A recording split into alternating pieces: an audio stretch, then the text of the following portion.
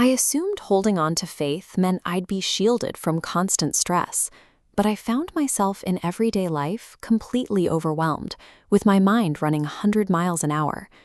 There's a frustrating gap between knowing theology and actually experiencing calm when a crisis hits. Memorizing a verse about peace is easy.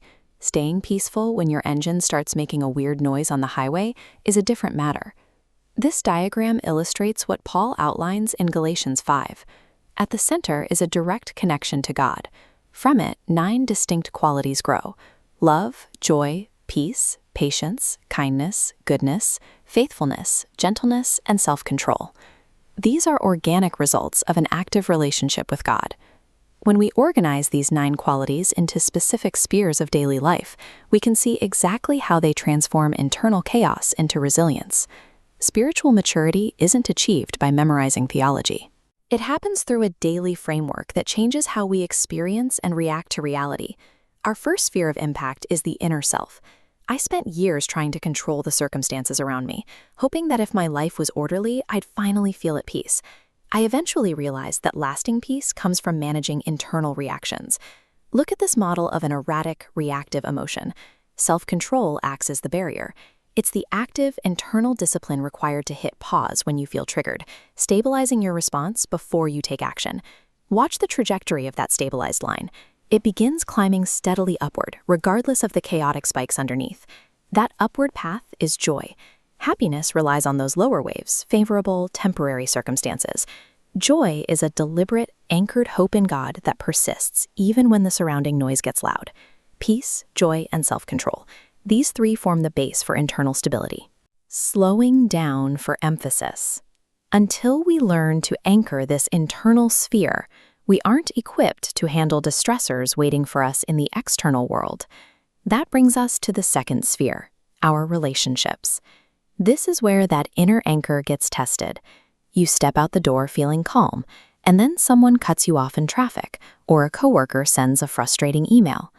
In these moments, love is the choice to sacrifice the need to be right. Patience is the endurance to wait out another person's flaws without complaining. Then we have gentleness. And 3, perform one anonymous favor. Practicing these relational habits changes the dynamic of an interaction before a conflict has the chance to escalate. Our final sphere looks at the future. This is the long game. We're pivoting from daily habits to the years-long timeline of spiritual maturity. This is where goodness takes root.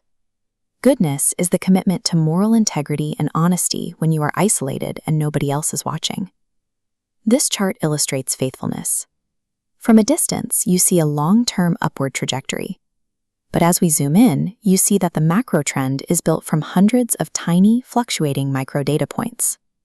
Faithfulness is loyalty to the process. It is continuing to trust and obey God, even on the days your motivation fades. Goodness and faithfulness are the slow-burning engines of this framework. They take temporary behavioral changes and forge them into permanent character. Looking back at my own routine, the traffic is still bad and the deadlines are still tight.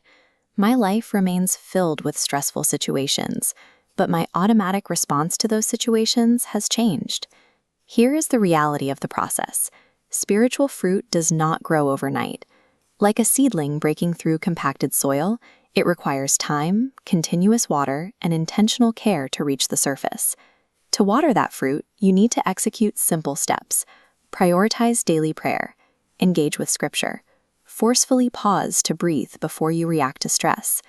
As you align your daily habits with these principles, you create the conditions where this fruit can actually take root and grow. Which fruit of the Spirit do you need to grow in the most today? Is it patience? Maybe self-control? Let me know in the comments. Thanks for watching, and I'll see you in the next one.